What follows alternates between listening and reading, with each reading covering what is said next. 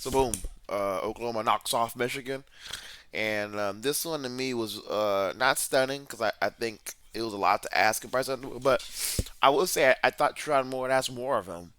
I didn't like the offensive game plan for Michigan.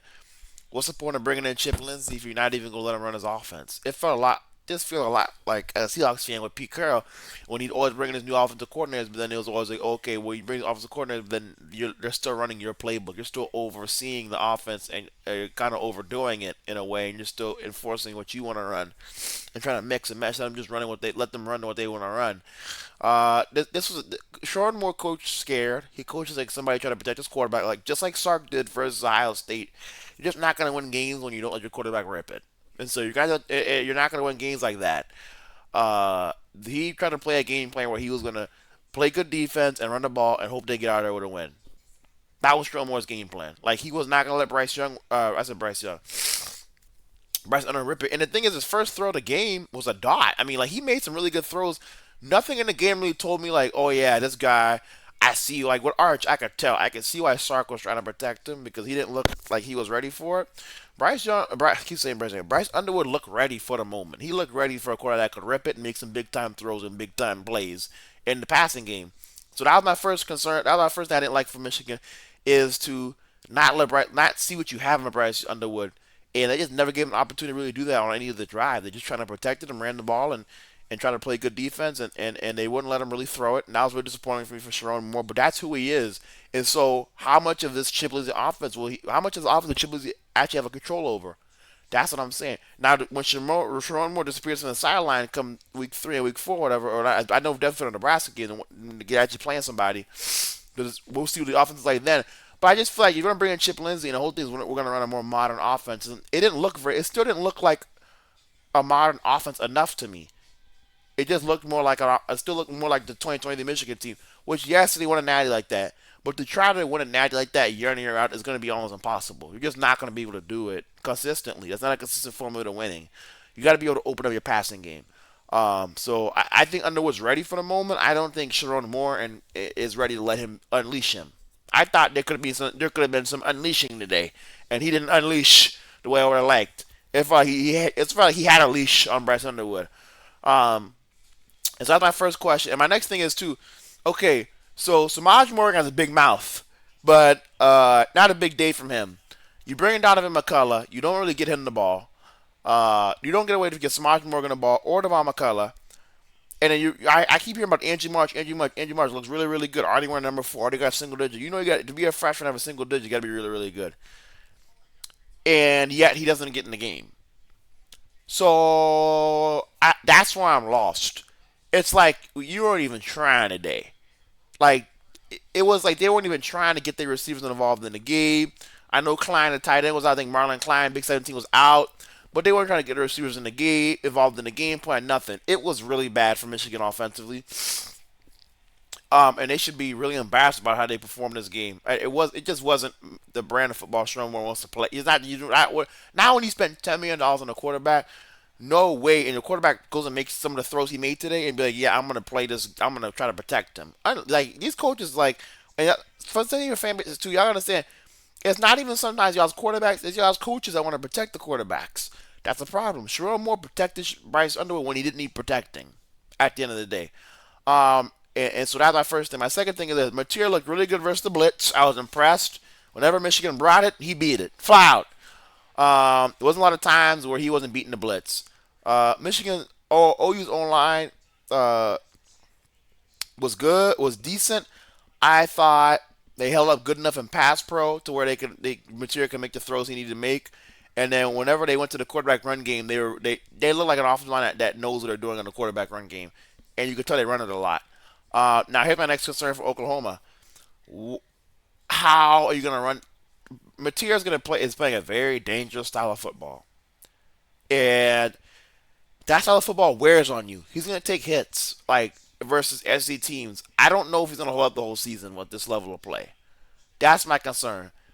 What happens when the quarterback run game is taken away? What happens if Mateer gets hurt?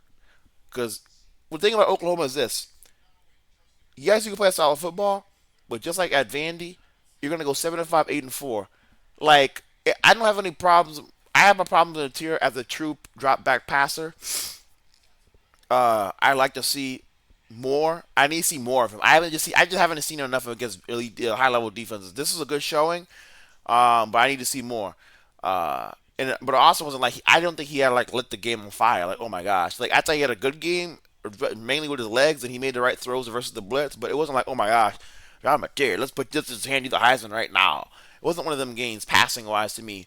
Now Oklahoma also doesn't have a receiver that I really would rave about other than Deion Burks. So that's my next thing. And they're playing a converted linebacker at tight end, Duran Canick. So that would be my big issue. But I think I got to see more Mateer, but I do want to see him more. I want to see because okay, here's the thing I owe you. It's so sad. Well, it's not sad for me. I'm a Texas fan, but it's sad to me. I owe you because what is the result going to be? Because the last time I tried to do this stuff, we'll just run the quarterback and let's try to make it easy on him, and he can make the throws where he needs to. Went 7-5, 8-4. Is that enough for Oklahoma? I'm not sure how this style of offense works out for them long term, especially when people take away the quarterback run, they force Mateer to throw it. If teams could do that, which there will be teams that can, what do you do then? If Mateer's getting beat up in a game, like how long does this last? Can he make it to the NFC? Can he make it to the LSU game? Can he make it to the Missouri game? And when he takes the teams like take it away, what does OU do then? Because they don't look good enough to me at receiver. That's why they're doing what they're doing. Kind of like why they did what they did. They run an offense like they lack talent at other. This offensive scheme reminds me of it looks like a team that lacks talent at the receiver position. And the coaching staff knows that, and so that's why they have to do what they do. On top of the fact that Oklahoma doesn't have a running game, so you're asking Mateer to be a quarter to be a run game and to be a pass game. You're not gonna win it. You're gonna win, but it's gonna be hard to win versus a lot of teams, man. It's gonna be hard to do versus well-coached teams. It's gonna be hard to do, and then you get well-coached teams with elite talent, elite quarterback play. It's hard to do, man. When you have no run game and you're the run game and you're the pass game, that's hard to do, man. And you don't. And the only receiver you can really count on consistently is Deion Burks. I'm telling you, man, that's hard to do. So Oklahoma's they got they check cut out for him. I got to see more of Mateer though. He looked good in certain areas. Certain areas I need to see more of him. But like I continue to say, it's going to be hard to do this style of football where you just want to be. We want you to be our run game, and we want you to be our pass game. You're gonna have to. Oklahoma has no run game. I'm just gonna tell you that now. When they play these big teams, the Texas, the South Carolina, the Tennessees, the LSU's, they're not gonna have a run game. They're not gonna have it. They're just not. They don't have anybody. Jay Nod, I don't know what the point of him was bringing him in was if he's not gonna play. He just and no one's established him as RB1, and they have Taylor Tatum and Xavier Robinson who's not playing at all. A lot of names are earning back, but no one's established themselves. I don't think they have a run game this season. I think that's where their offensive line lacks. And then I'm really see the offensive line in pass pro. I think Michigan was I don't think they have anybody off the edge outside of Derek Moore that really gave you concern. Maybe the guy, but I want to see how they look versus Dylan Stewart in South Carolina, that D line, and what they in the pass game, and then what they look like versus Colin Simmons and Trey Moore and Brad Spence and Ethan Burke and that D line at Texas, and Tennessee's D line with Joshua Josephs. Like how they look, I think I know they're gonna play some better D lines that can rush the passer better off the edge than what Michigan can bring. So that's why I look at Oklahoma and say, okay, what do y'all look versus like how you look versus those teams then, especially in the passing downs. But I think it'll be hard for Oklahoma to win. It's gonna be hard to win games with the way they're playing football right now. I'll say that right now. Yeah, I think. I think about Oklahoma. I have concern about their secondary. Cortland Giller, I think, was number 4 today. We'll see about him. I don't know when Eli Bowen's gonna come back for them, but they need him back as soon as possible. If you're gonna play Auburn and you're gonna play Texas, you're gonna want your All-American level corner to be out there on the field. So you need that guy. And so I have concern about them at the back end. Peyton Bowen, Robert Spears Jennings. I got big concerns. And then opposite anybody not named Eli Bowen, I have big concerns about in their secondary. I know Judge Williams had potential and he looked like a guy who's going to be a first round pick, but we got to see it. I want to see the Oklahoma defense when it to a team that can really throw the ball, or teams that are able to throw the ball, and have no problem doing that at a high level. That's what I want to see. And then how do they stop the run? They did it well versus Michigan, but the thing about Michigan is everybody knows Michigan's gonna run the ball, so that doesn't move me. Last year, Trey Wisner looked like Derrick Henry versus the Oklahoma Sooners, and Dominic Williams, and Jane Jack, all those guys were there, right? And so that's where I'm looking at, okay, where does this D line, are they just names or are they going to show up in the big games?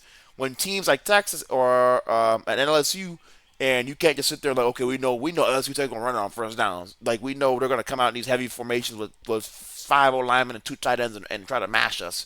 You can't say that versus Texas or LSU. So versus teams that can open up the field and say, okay, look, you don't know exactly what they're going to call, and it's not going to be so obvious to how when they're going to run the ball, how they're going to run it. How do you stop to run them? Because last year they just couldn't. That was a struggle for them, at least versus Texas, and stuff like that. That was a struggle for them. So that's why I want to see. But it's gonna be interesting. Venables defense looks improved, but we'll see. This was again the Michigan offense was not opened up. They played a safe conservative game like Sark did in Austin at Ohio State, and so they got a safe conservative result. I think what people have to understand, Michigan is not a top 25 team in the country. They're just not. I don't know why they were ever. I know why they're ranked there, but they should never been.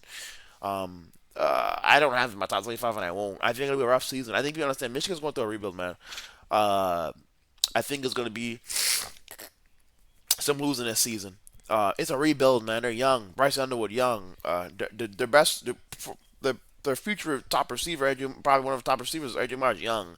The probably might have been a starting left tackle, Andrew Barbeloa. He tore his ACL, whatever. Out, he had season-ending injury. Young. They're young at a lot of places. They're going to be young again next year, but they'll be young. They'll be older at quarterback, and that's why I said Bryce going to take that freshman sophomore year jump, and then they're going to go add more to Porter, which they do. That's why I want to talk about Michigan. Didn't add enough. That's why I was kind of referencing earlier. They need to add more receiver in the portal, man. They need to be hot after some portal receivers this offseason, and really get more around Bryce Underwood. And then on top of recruit, which I know they're going to add in recruiting. I don't question Michigan out of high school recruiting. Sure, more knows how to do that, but it's going to be in the portal, getting some guys who can make instant impacts. Because in games like this, like we saw with Andrew Marsh, you're just not, unless you're like Ryan Williams, you're not going to rely on a freshman to go make those kind of plays. So I think they could have done more in Portland last year, but this year, well, now they have Underwood, so now they can really go make a picture. Hey, we have Underwood. He's going to take a big jump. Or he had a good season, decent season. Wait till the next year. He's going to be number one overall pick, Vince Young level guy. That's ultimately how I think he'll be. I think he'll be a Vince Young level quarterback. I think he's that good. I think that talent and want to is there from that kid for him to go up to Justin Hayes and tell him something respectfully and to have that kind of demeanor and that leadership. This guy's going to be special. I would say he'd be the greatest college quarterback to come out of Michigan. Honestly, Tom Brady went to Michigan. So when I say I thought about it, I was like, oh, he's gonna be the greatest quarterback ever come out of Michigan. I was like, oh, Tom Brady went there. Tom Brady's well, no, I think he'll be the greatest college quarterback to come out of Michigan. Tom Brady had his career. He made his name off the NFL. Now I think he won 10 games one of his years at Michigan. Everybody knows his career was really the NFL. That's why he made his name. He wasn't a big name coming out of college out of Michigan. So I think he'll be the best quarterback to come out of Michigan. College quarterback to come out of Michigan. So understand that I'm referencing that. Hey, yes, I know Tom Brady's the greatest quarterback, probably the greatest NFL player to ever come out of to ever play the game. But if you look at his college career, I think we all can agree Bryson would have a better college career than Tom Brady. So I think he'd be the greatest college quarterback to ever come out of Michigan. I think he's that special. I think he's worth every penny they paid him. I think what they have to figure out is how we're going to unleash him this year. But I do think it's going to be a losing year, a rough year. I say losing, but a rough year for Michigan. Uh, for them. I think they're going to lose a lot more games. They're not a top 25 team. They shouldn't have been ranked there. It's just what it is. They shouldn't have been ranked there. And I think this is going to be a team that's young, and they're going to show it this year.